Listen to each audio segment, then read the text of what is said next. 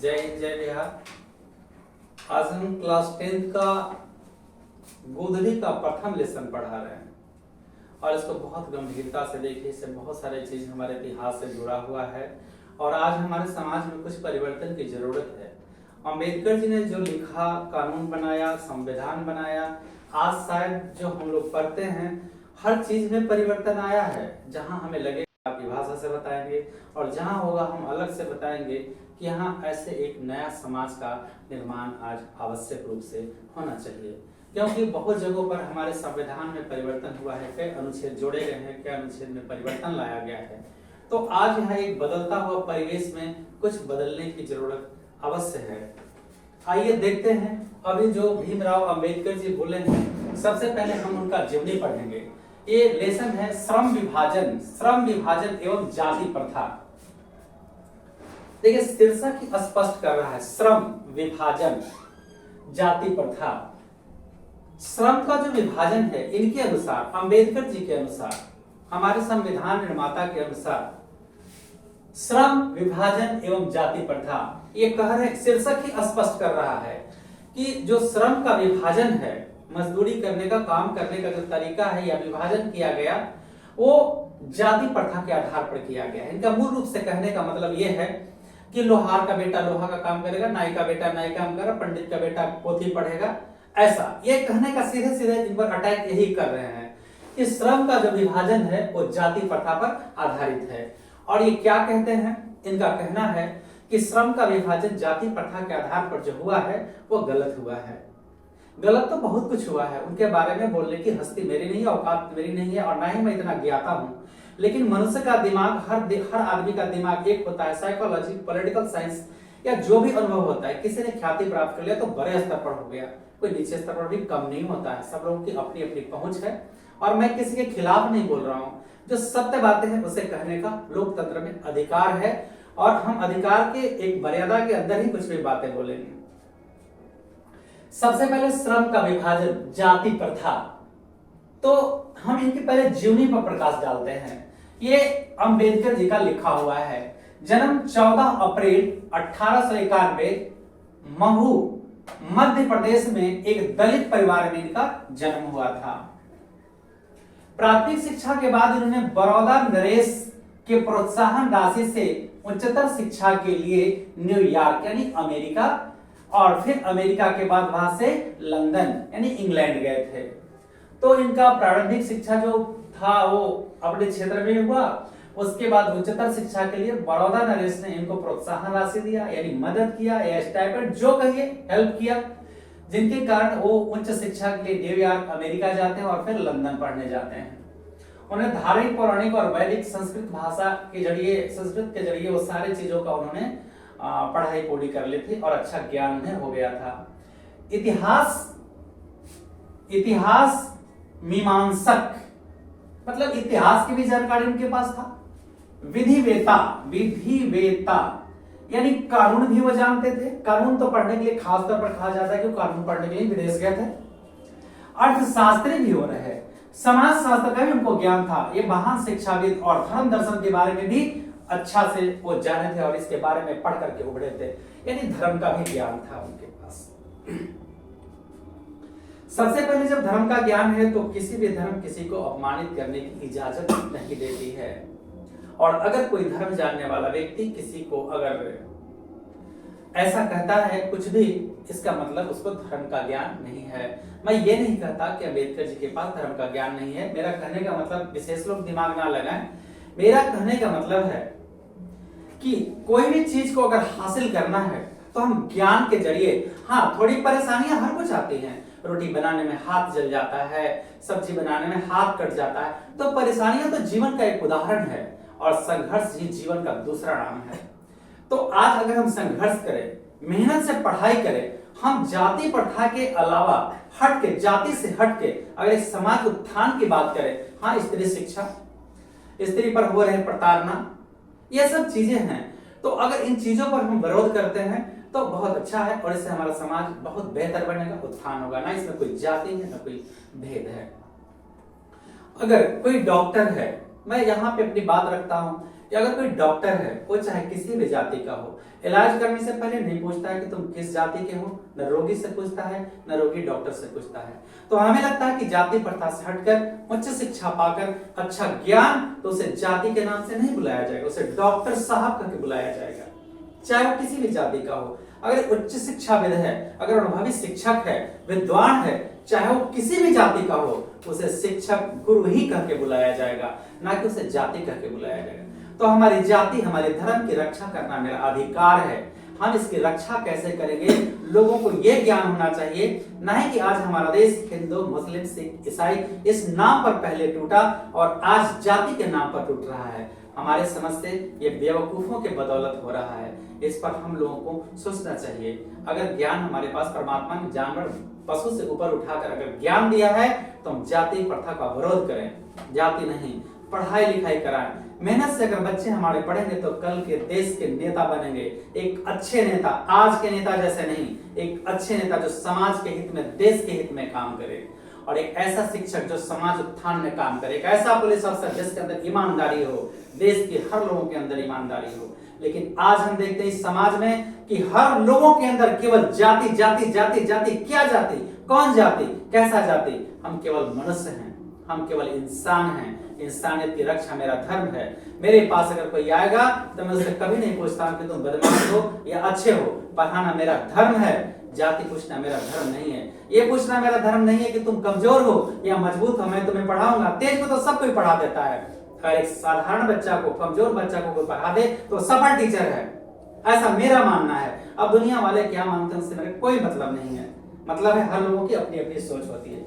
तो यहाँ जो जाति का भेद का विवरण किया गया है, यहाँ हम सरकार से भी ऐसा कोशिश करेंगे, अपील करेंगे कि जाति प्रथा के नाम पर तोड़ना बंद कर दे। जो बच्चे हमारे स्तर से गिरे हुए हैं, मतलब जो आर्थिक रूप से कमजोर है, उसके पूरी तरह से नीचे स्तर से जांच पड़ताल करके उसकी मुफ्त शिक्षा करवा दे, हायर एजुकेशन तक मुफ्त शिक्षा हो, ताकि पढ़ के अपना भविष्य बना सके, ना कि जाति प्रथा के नाम पर उसे प्रोत्साहन दिया जाए। ये हमें संगत नहीं लगता। हमारे पूरे समाज, पूरे देश का विकास तभी होगा जब हम जाति प्रथा के नाम पर ना बटे। एक कमजोर व्यक्ति, आर्थिक रूप से जो कमजोर है, हम उसके शिक्षा में, ऐसे बच्चों को शिक्षा में, उच्चतर शिक्षा में पूर्ण रूप से सहायता करें और उसे देश का भविष्य अम्बेडकर जैसा बनाएं, न कि सोच को हमारा यहाँ वृहद करने की जरूरत है। ये मेरे ऐसी मानना है। ये व्याख्याता बन के बोले, अछूतों, मजदूर और स्त्रियों के लिए लड़े, यानी उनके हक के लिए लड़े। यहाँ प्रताड़ना होता था, ये हक के लिए लड़े हैं। ठीक है, आगे उनके 3 प्रेरक व्यक्ति, बुद्ध, कबीर और ज्योतिबा फुले। अब यहाँ एक बहुत भारी प्रश्न उठता है। ये कहते हैं कि मेरे 3 प्रेरक हैं, ऐसा किताबों में लिखा हुआ है, इनके 3 प्रेरक हैं। बुद्ध ने कभी जाति नहीं पूछा, बुद्ध ने कभी जाति नहीं पूछा। प्रेरक का मतलब मेरे गुरु, मेरे जो श्रेष्ठ है, जो मेरे प्रतिबिंब है, जो मेरे जीवन के अंदर छाया है, मेरे जीवन के अंदर जो मेरे गुरु छाया है, उनके मार्गदर्शन से गलत करने की इजाजत मेरा आत्मा कभी नहीं देता है, गलत रास्ते पर चलने की इजाजत नहीं देता, झूठ बोलने की इजाजत नहीं देता है, अपना कर्तव्य परायण होने की हमें इजाजत देता है। अगर 1 मिनट लेट पढ़ाता हूँ, कम पढ़ाता हूँ, तो मेरा आत्मा जमीर नोचने लगता है कि ऐसा तूने क्यों किया, क्योंकि मेरे गुरु 1 मिनट अगर लेट जाते थे तो ऑफिस से बाहर चले जाते थे, इंस्टीट्यूशन में प्रवेश नहीं करते थे। उनका छाप मेरे जीवन पर है, गर्व है मुझे। आइए, बुद्ध हमारे कभी जाति धर्म में नहीं बांटे थे। बुद्ध के बारे में अगर हमें बता दूं कि एक लड़की, एक आपकी किताब से हटके है, एक बार एक लड़की के माता पिता कभी घर से बाहर नहीं जाने देते, तो सेठ की लड़की थी, उसे घर में बंद कर लिए ताकि वो जाने के बाद कोई गलत कदम ना उठा दे, मेरी बेइज्जती होगी। उसके घर में एक नौकर आता जाता था केवल।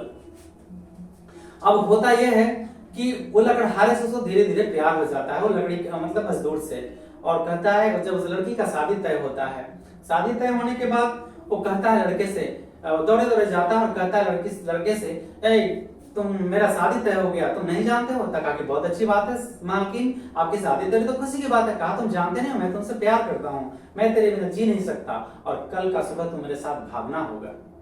लड़का कहता है मैं ऐसा नहीं कर सकता, क्योंकि तेरे पिताजी मेरी हत्या करवा देंगे। कहा कि ऐसा कुछ नहीं होगा। और कल होके क्या करती है वो लड़की, नौकरानी के वेश और कपड़े पहन के निकल जाती है और भाग जाती है, गांव से बाहर चली जाती है। फिर वो गर्भवती रहती है, वो धीरे धीरे उसका वक्त बीतता जाता है, 1 महीना, 2 महीना, 3 महीना, 4 महीना, 7 महीना, 8 महीना, फिर अपने पति से कहती है और नौकर से कहती है, यानी पति से कहती है कि आप मेरे माँ के पास हमें पहुंचा दें। कहा अरे बाप रे, माँ के पास पहुंचाऊंगा तेरे माँ बाप मुझे हत्या कर देंगे मेरी, मैं ऐसा नहीं कर सकता। वो बहुत रिक्वेस्ट करती है, बहुत मनाती है, पर वो नहीं आता है। माँ जो ठहरी, वो लड़की चल देती है वहां से और नगर बस्ती में आ जाती है। जैसे ही दरवाजे पे आती है, उसकी माँ कहती है घर जा, तू कौन है? कहा माँ आज मुझे तेरी जरूरत है, मैं बच्चे को जन्म देने वाला हूँ।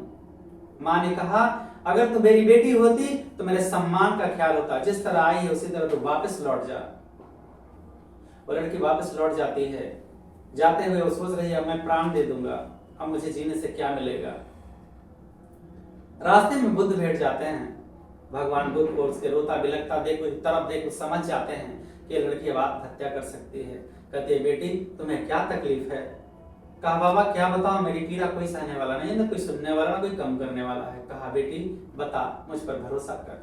वो सारी वृतांत कह सुनाती कहती है और बुद्ध कहते हैं बस एक पंक्ति बोल दे बेटी, बुद्धम शरणम गच्छामि, मतलब तुम बुद्ध की शरण में आ जा, ऐसा मान लो। और लड़की कहती है बुद्धम शरणम गच्छामि, और भगवान बुद्ध से अपनी पुत्री स्वीकार कर लेते हैं, उसे एक नई जिंदगी देते हैं। ये हमारे बुद्ध का उपदेश था, ये हमारे बुद्ध का एक और बुद्ध का उपदेश था। बुद्ध ने एक बार अपने शिष्यों को ज्ञान देके कहा जाओ पुत्र मेरा ज्ञान फैलाओ। फिर बोले वापस आ जा। वापस आता है तो कहते हैं कि अगर मेरा ज्ञान देते वक्त तुम्हें 2 झापड़ मार दे तो क्या तब भी मैं गुरु का ज्ञान फैलाऊंगा, क्योंकि इसमें प्रकाश है। फिर कहते ठीक है जा। फिर बोलते वापस आ जा। कहें कि अगर नहीं, पहले बोले कि गालियां दे तो कहा फिर ज्ञान फैलाऊंगा। फिर बोले मारे तो तब भी मैं आपका ज्ञान फैलाऊंगा। फिर कहे ठीक है जा।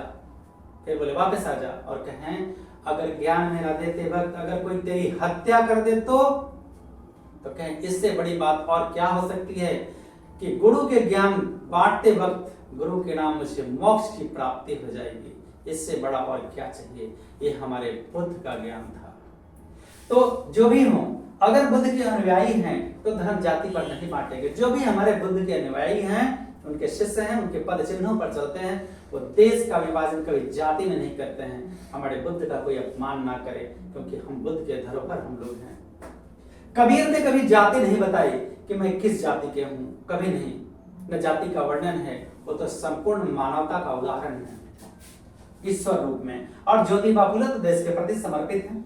संविधान निर्माता के रूप में भीमराव अंबेडकर को जाना गया, क्योंकि उन्होंने संविधान निर्माण में अहम भूमिका निभाई थी।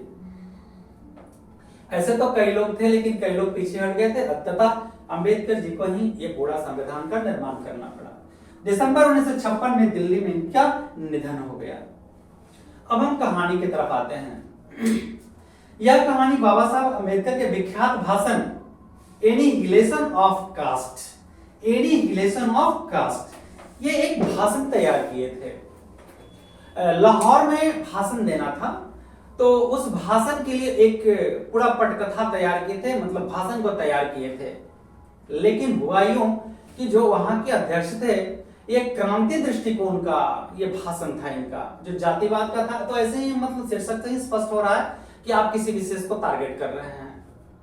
तो ये क्रांतिकारी भाषण था, इसलिए इन्हें भाषण देने की इजाजत नहीं दिया गया। इसकी भाषण देने की इस पंक्ति यानी जो लिखा हुआ था क्या है यहाँ, एनिहिलेशन ऑफ कास्ट, इसके बारे में भाषण, इस ये जो लिखे हुए वर्ड थे इस पर जितने भी ब्यौरा, जब बहुत ज्यादा था तो छोटा वर्ड आपको कहानी दिया गया, छोटा सा दिया गया है, इनको भाषण देने से रोक दिया गया और ये भाषण नहीं पड़ा। उसी का एक अंश इन्होंने हिंदी भाषण में कौन तैयार किए थे, ललित सिंह यादव हिंदी भाषा में इसको रूपांतरित कर दिए थे और जाति भेद से ये लिया गया है। और 1936 में लाहौर में भाषण होना था, जिसमें क्रांतिकारी दृष्टिकोण होने के कारण इसे भाषण नहीं, आयोजक मना कर दिए थे। जो अध्यक्ष थे वो कहे कि नहीं भाई इस तरह के भाषण नहीं होंगे। देखिए भाषण या कोई भी चीज वो हो जो पूरे राष्ट्र हित में हो, ठीक है। पहले हिंदू मुस्लिम, नहीं बेटे तो जातिवाद में, ऐसा कुछ नहीं होता है। हम फिर दोहरा रहे हैं कि डॉक्टर की कोई जाति नहीं होती है, शिक्षक की कोई जाति नहीं होती, वकील की कोई जाति नहीं होती। अगर हम उच्च शिक्षा ग्रहण किया, अगर मेरे अंदर ज्ञान है तो ज्ञान की परख होगी, चाहे वो किसी भी जाति का हो। ऐसा शास्त्र में कहीं नहीं लिखा हुआ है कि ब्राह्मण ही वेद पढ़ेगा, अगर है तो कोई साक्षात हमें भी करवा दे। जहां तक मेरी जानकारी है, मैं ये नहीं कहता कि मैं बहुत बड़ा विद्वान हूं, लेकिन जहां तक मेरी जानकारी है ब्रह्मणेन संरक्षते विशेषतः, जो भी ज्ञान जिसके पास है उसका संरक्षण करे, उसकी रक्षा करे, चाहे जिसकी जाति धर्म का हो। चलो कहते हैं ब्रह्मणेन संरक्षते, मतलब ब्राह्मणों को विशेष तौर पर ब्रह्मत्व की रक्षा करनी चाहिए, नहीं, जो भी ज्ञानी पुरुष है वो ब्राह्मण है, जिसके पास ज्ञान है वो ब्राह्मण है, वो विद्वान है वो ब्राह्मण है। अब जाति से तो कहीं तो ऐसा नहीं लिखा कि जाति से ही ब्राह्मण होना चाहिए, उसके अंदर ज्ञान होना चाहिए वेद का, वास्तव में एक क्या ज्ञान है उसकी परख। ये नहीं कि 4 लाइन इंग्लिश बोल दिए, 4 लाइन हिंदी बोल दिए, 4 लाइन संस्कृत बोल दिए तो बहुत बड़ा विद्वान। ज्ञान का मतलब आत्म ज्ञान होना चाहिए, अंदर आत्मा को परखने की शक्ति होनी चाहिए, किसी को पीड़ा ना पहुंचाना, किसी को कष्ट ना देना, मानवता की रक्षा करना, धर्म वेद धर्मों का हिफाजत करना, धर्म की असली बातों को बताना। ये नहीं कि धर्म के नाम पर तोड़ दो। कोई मौलाना है बोले मेरा कुरान अच्छा है, कोई ब्राह्मण बोले मेरा, अभी तो मैं सुनता हूँ कई तरह चैनलों पर कि बड़े बड़े अध्यात्म गुरु कहते हैं कि मेरा ये है अच्छा, ये अच्छा, ये धर्म, ये धर्म। मैं पूछता हूँ धर्म है क्या? क्या आपके धर्म किसी को गर्दन काटने की इजाजत देता है? तो दिखाइए आप हमको, खुलेआम दिखाइए, मैं चुनौती देता हूँ अगर ऐसा है तो। किसी भी धर्म में नहीं है, किसी भी धर्म में नहीं है, तो फिर जाति के नाम पर तोड़ना बंद करिए, आडंबर दिखावा बंद करिए कि मैं धर्म परायण हूं। अगर आप धर्म परायण हैं तो पूरे समाज को एक सूत्र में बांधिए, एक सूत्र में बांधिए, तब मानो आप महान ज्ञानी हैं। वरना क्या कहना है आप खुद समझिए, किसी के धर्म तोड़ने की इजाजत नहीं देता। तो जाति और धर्म के नाम पर हमारे देश का विभाजन ना करें, अगर हो सके तो उसे जोड़े, वरना ना बोले। तो मतलब खैर सोच देखिए, आप खुद कहते हैं कि मैं विद्वान हूं, धर्म का ज्ञाता हूं, तो क्यों तोड़ते हैं जाति और धर्म के नाम पर हमारे मुल्क को, हमारे देश को? बताइए जरा आप भी। आइए अब हम लोग लेसन की तरफ आगे बढ़ते हैं। तो यहां मना कर दिया गया, ये कहते हैं अंबेडकर जी कहते हैं जाति प्रथा श्रम विभाजन के साथ साथ श्रमिक विभाजन का भी रूप ले लिया। देखिए पहले था लेकिन अब परिवर्तन हो चुका है। पहले बिल्कुल सही था, जो दर्द पीड़ा झेला है उससे अनुभव है। अंबेडकर जी ये पीड़ा झेले हैं, ऑफिसर्स रैंक में जब सिविल सेवा में गए थे तो उनके साथ जो कुछ हुआ था, ये बिल्कुल सत्य बातें हैं। जिसकी लाठी उसके बाद जब जैसा तब तैसा होते रहा है, मुल्क में परिवर्तन होते रहा है, सभी चीजों में परिवर्तन होते रहा है। तो कह रहे हैं कि जाति प्रथा जो है श्रम विभाजन के साथ साथ श्रमिक विभाजन का भी रूप ले लिया है। मतलब जाति नाई है तो वो नाई का बेटा ही बाल काटेगा, लेकिन आज तो मैं देखता हूँ आर्मी वगैरह में है कि बार्बर में कोई भी चला जाता है, कुक में कोई भी चला जाता है, क्या हलवाई का बेटा ही कुक बनेगा। अब बहुत जगहों पर लोग सर्टिफिकेट बनवा लेते हैं, मुझे खाना बनाने आता, कुक में भर्ती हो जाता है, बाल काटने आता, नए में सफाई कर्मी में भर्ती हो जाता है। कहा है जो स्वीपर है वो जाति में ही जाएगा, हर लोग जाते हैं। पहले की बात थी, मैंने माना, लेकिन आज समाज में नया परिवर्तन का जरूरत है ताकि हमारा देश समाज पूरे मुल्क का उत्थान और विश्व में हम नंबर 1 बने। तो आज परिवर्तन की जरूरत है और कोई भी कास्टिज्म पर ना जाए, जातिवाद के झंडे लेकर के खड़े ना हो। इसके लिए हमें इंसानियत के झंडे लेकर के खड़ा होना होगा कि सब पढ़े और सब बढ़े। हर जाति के लोग जो कमजोर हो उसे सहायता दिया जाए और पढ़े, एक सफल डॉक्टर बने, सफल इंजीनियर बने, सफल बिजनेसमैन बने और खुद अपना अस्तित्व तलाशे। यहाँ जाति ही खत्म हो जाएगा इससे। यह वास्तविक विभाजन नहीं है, यह विभाजन रुचि के आधार पर होना चाहिए। चलिए मैं इनके बात से सहमत हूं, एकदम ही 100% सही कहे हैं, इनमें हम इनके कोई मतभेद नहीं, इनके बीच हमारा तालमेल बैठ रहा है। यह वास्तविक कहते हैं कि जाति, यहाँ देखिए आज भी जो हमारी शिक्षा है, शिक्षा प्रणाली, तो बच्चों पर नहीं थोपना चाहिए कि तुम इंजीनियर बनो, तुम डॉक्टर बनो, नहीं। उसको जिस चीज में पसंद हो, जो रुचि हो, वो काम वो दिल लगा के करेगा। अगर मैं इसे थोप दूं कि तुम्हें इंजीनियर बनना है, उसको इंजीनियर में रुचि नहीं है, तो जाएगा तो ड्राइंग नहीं सीखेगा, वो ठीक से पढ़ेगा नहीं, वो 1 साल 2 साल तक ये नहीं समझ में आएगा उसको कि फुट रूल क्या होता है, वो नहीं समझ पाएगा कि सेट स्क्वायर क्या होता है, वो नहीं समझ पाएगा डिवाइडर क्या होता है, क्योंकि उसको पढ़ने की इच्छा नहीं है, उसको पढ़ने की इच्छा नहीं है। और 1 साल आपको इंस्ट्रूमेंट समझने में लगा रहे हो, तो क्या इंजीनियरिंग पढ़ेगा, जबकि ये सब 8 क्लास में, 9 क्लास में, 10 क्लास में पढ़ाया जाता है। अब बताइए, तो बच्चों को पढ़ने की रुचि होना चाहिए।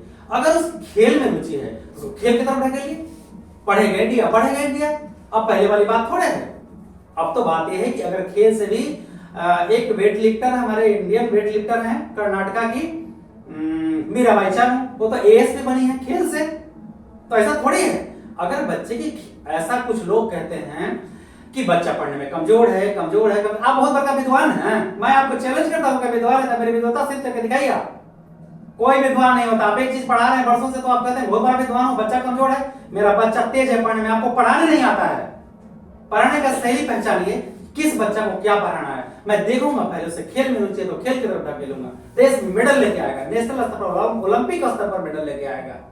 तो हमें यहाँ पहचानने की जरूरत है कि बच्चा को अगर केमिस्ट्री में रुचि नहीं, हिस्ट्री में रुचि है, तो उसे हिस्ट्री देंगे, तो हिस्ट्री का विद्वान बनेगा।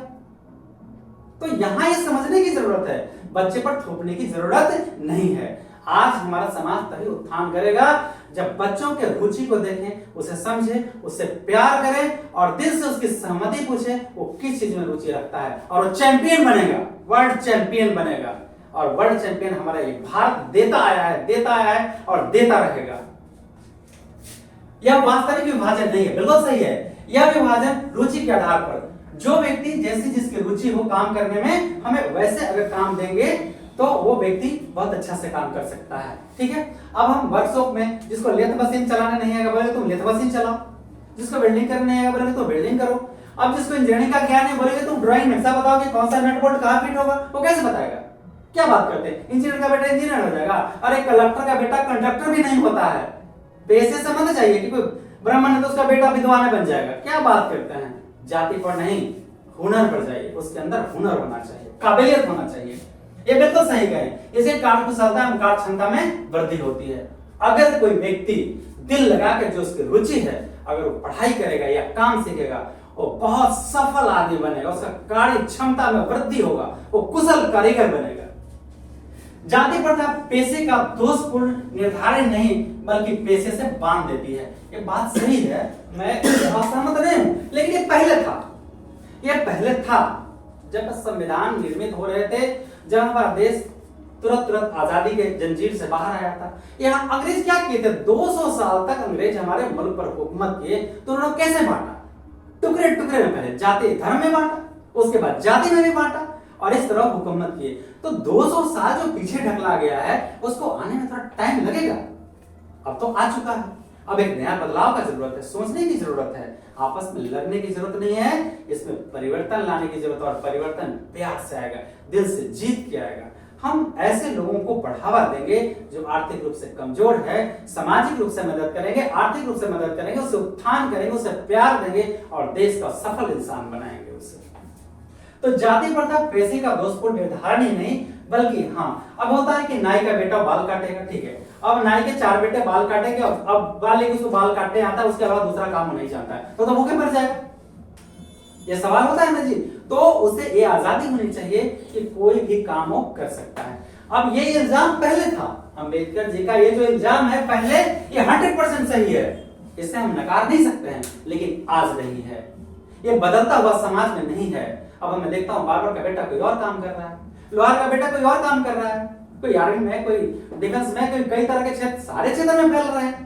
अब इसमें बदलाव का जरूरत है, ये पुराना हो चुका है, इसे घिसा पेटा हो चुका है, समाज बहुत परिवर्तन कर चुका है। औद्योगिक क्षेत्र में पैसे बदला जा सकता है। अब देख सही बात है, इंडस्ट्रीज में हम गए, इस इंडस्ट्री में हम मतलब कोई हेल्पर थे, अब हम काम सीख गए, अगला वो पैसा नहीं भरेगा, हम दूसरे कंपनी में जाएंगे, फिटर बन के जाएंगे, तो पैसा बदल लिए। तो बहुत चीजें हैं, औद्योगिक क्षेत्र में तो पैसा सही में बदला जाता है, उसमें ऐसा रहता है। और देखिए आज भी हमारे गांव में भी है, ऐसा तो राजमिस्त्री का बेटा राजमिस्त्री बनेगा, ऐसा तो नहीं है। राजमिस्त्री किस जाति का होता है बताइए, किस जाति का राजमिस्त्री?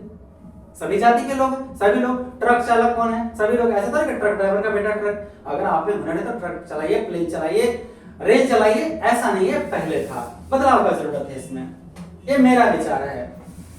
हिंदू धर्म पेशे से चुनने की अनुमति नहीं देता, नहीं, ये बिल्कुल नहीं। ये मेरे धर्म को बदनाम ना किया जाए, ये किसी भी धर्म को बदनाम नहीं किया जाए। अगर गलतियां हैं तो सभी धर्मों के बीच हैं, अगर भिखारी है तो सभी धर्मों में है, वरना कोई दिखा दे कि किस धर्म में भिखारी नहीं है। अगर है तो दिखा दे कोई किस धर्म में भिखारी नहीं है, सभी धर्मों में है। तो कहीं ना कहीं ऊंच नीच का भेदभाव सभी धर्मों में है। कोई अलग कास्ट कहता है मैं ऊंचा हूं, मैं, कोई ऊंचा नहीं है, जिसमें इंसानियत है वो ऊंचा श्रेष्ठ है। ये कहते हैं, इनका कहना है कि हिंदू धर्म में पैसा चुनने की अनुमति नहीं है, बल्कि नहीं, अब ये बदल चुका है समाज। ऐसा नहीं कि बार्बर का बेटा गांव-गांव में चलकर बाल काटते रहेगा और पुराने जमाने में उसको पुल्ला दिया जाएगा गेहूं का और धान का। बदल चुका है मेरा समाज, अब पैसे से सब कुछ होता है। अब गांव घर में देहातों में आज भी बहुत सारे लोग काम के बदले चावल देते हैं। क्या नहीं बदला है मेरा समाज? काम के बदले पैसे नहीं दिए जाते हैं, बदल रहा है मेरा समाज। लेकिन खैर किताबों में लिखा है, आपको वही उत्तर लिखना होगा। अब आपको आगे थोड़ी सी और है, भले ही वह पारंगत हो या नहीं हो, मतलब ये कह रहे हैं कि हिंदू धर्म में पेशा चुनने की अनुमति नहीं है, भले वो काम करे, अच्छा से बाल काटे ना काटे, अच्छा से लोहा पीटे ना पीटे, अच्छा से मतलब सफाई कर्मी अगर जाति पेशे के आधार पर है तो सेवा करे ना करे, लेकिन ऐसी कुछ भी नहीं है। जो लिखे हैं फिर बात वही पढ़ाना है। ये कह रहे हैं कि बेरोजगारी का मूल कारण है कि पेशा को धर्म से बांध दिया जाता है।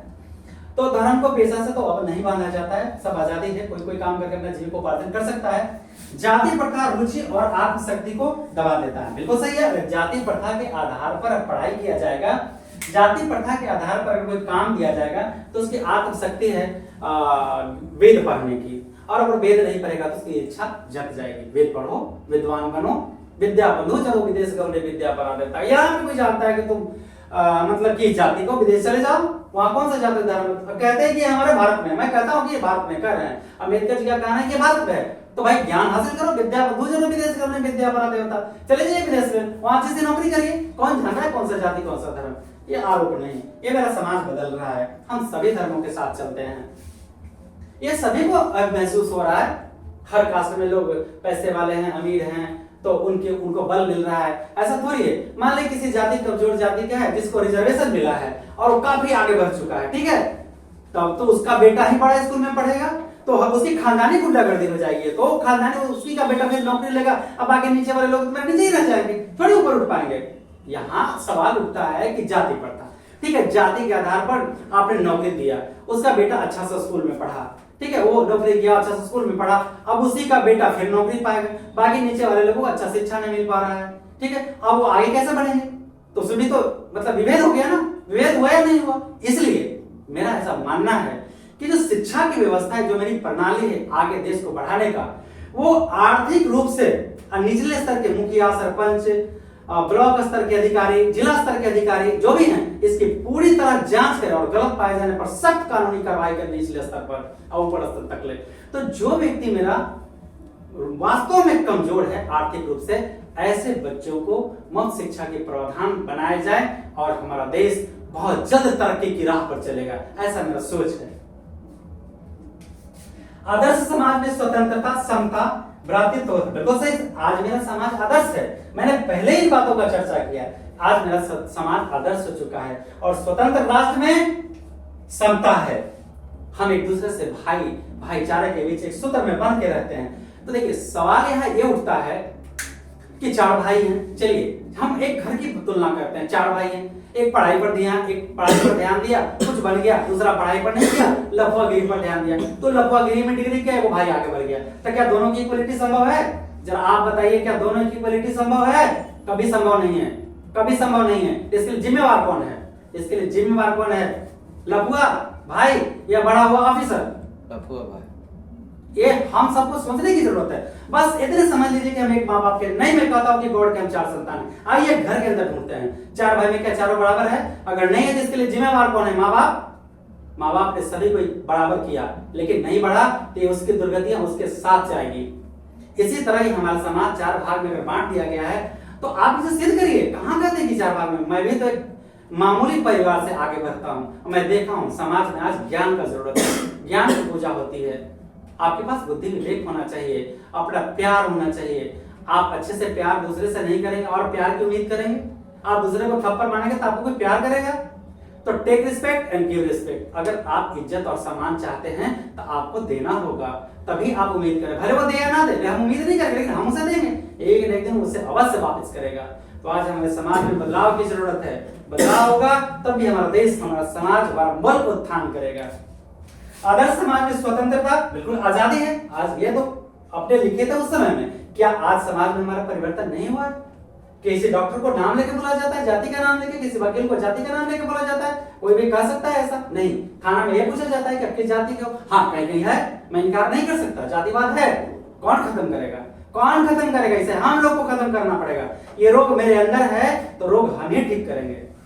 तो हम लोगों में बदलाव का जरूरत है। सामाजिक स्तर पर आइए, जुड़िए, एक दूसरे से प्यार करिए। अगर पुलिस ऑफिसर बन गए हैं तो प्यार लाइए। ऐसा लोग ये नहीं पूछे कि किस जाति का है ये officer, police officer, DM, collector, बल्कि ये पूछे कि बहुत अच्छा है। पहले ये नहीं पूछे कि तुम किस जाति को, पहले ये काम देखे, उसे परिचय अपना दिखाए, इंसानियत दिखाए, अपने सब कुछ दिखाए, काबिलियत दिखाए, तब लोग पूछे कि ये किस धर्म किस जाति का ऑफिसर है। गर्व होगा आपको। मैं बहुत लोगों को देखता हूँ गाड़ी पे लिखवा लेते हैं जाति, इधर लिखवा लेते हैं जाति। अरे क्या है जाति यार, क्या है ये धर्म? हिंदू लिखवा लेते हैं, मुस्लिम लिखवा लेते हैं। अरे भैया कुछ ऐसा करने कर कि मैं हंसूं जग रोए। जब ये दुनिया छोड़े कबीर ने क्या कहा था? कुछ ऐसा करने कर चले मैं हंसूं जग रोए। इसका अर्थ होता है कि जीवन रहने पर हम ऐसा कुछ कर चले कि मेरे मृत्यु प्राण ये दुनिया वाले मेरे लिए रोएं, न कि हम जाति में धर्म में विभाजन कर दे देश को। यह गलत चीज है, ऐसा मेरा मानना है। आदर्श समाज में स्वतंत्रता, समता और भाईचारे बढ़ता है। समाज को ये बांधे रहता है पूरी तरह से। दूध पानी का मिश्रण की तरह हमारा लोकतंत्र होना चाहिए। बिल्कुल दूध पानी के मिश्रण की तरह आपने कल्पना किया, बिल्कुल सही किया है। दूध पानी का मिश्रण तब हो सकता है, एक समान चेयर पर समान रूप से तभी बैठाया जा सकता है जब उसके अंदर विद्वता हो, ज्ञान हो। ऐसा तो ज्ञान हो, इसके लिए जरूरी नहीं कि पढ़ के वो ज्ञान हासिल करे, ये कोई जरूरी नहीं है। बड़े बड़े विद्वान, बड़े बड़े लोग ऐसे हुए हैं जिनके पास अच्छा ज्ञान नहीं है, फिर भी वो एक विद्वानों को भी फेल कर दिए। तो यहां सवाल है कि उनके अंदर इंसानियत होनी चाहिए, समझ होनी चाहिए, और फिर भाईचारा तो अपने आप आ जाएगा। लोकतंत्र की स्थापना दूध और पानी के मिश्रण की तरह। हाँ, यहाँ पे जो लोग ज्ञानी होंगे, पढ़े लिखे होंगे, वही लोग भेद कर देते हैं। ये पढ़ा लिखा नहीं मूर्ख है, अरे उसे प्यार तो दो। कौन कहता है कि मूर्ख है? भगवान कृष्ण 1 साल विद्यालय गए थे और ज्ञान मतलब न जाने अपार भंडार था उनके पास। वो उद्धव क्या गोपियों को जाहिल कर दिया था? क्या गोपियां जाहिल थे? प्रेम भक्ति में लीन थे। ज्ञान प्रेम से ऊपर है, नहीं गलती, प्रेम ज्ञान से ऊपर है। तो इंसानियत होना चाहिए, धर्म होना चाहिए, प्रेम होना चाहिए। और धर्म कैसा? धर्म बस इंसानियत का। तो यहाँ हमारे एक अच्छे राष्ट्र निर्माण के लिए स्वतंत्रता, समता, भाईचारा होना अति आवश्यक है। और तभी हमारा मुल्क, हमारा देश आपस में सभी चीजों का आदान प्रदान करके एक नया समाज का निर्माण करेगा। तो यहाँ प्रश्न कहता है कि लेखक किस विडंबना की बात करते हैं? तो लेखक हमारे जाति प्रथा के जागृत समाज में यह सबसे बड़ी उनको विडंबना लगती है कि आज हमारा देश कहां से कहां चल रहा है, लेकिन आज यहाँ जातिवाद चल रहा है। जातिवाद के पोषक इसका समर्थक बने हुए हैं। बिल्कुल इनका दर्द का कारण जायज है। तो जातिवाद समाप्त करके ही हम देश का उत्थान कर सकते हैं, अन्यथा संभव शायद नहीं हो सकता है। जय हिंद, जय बिहार।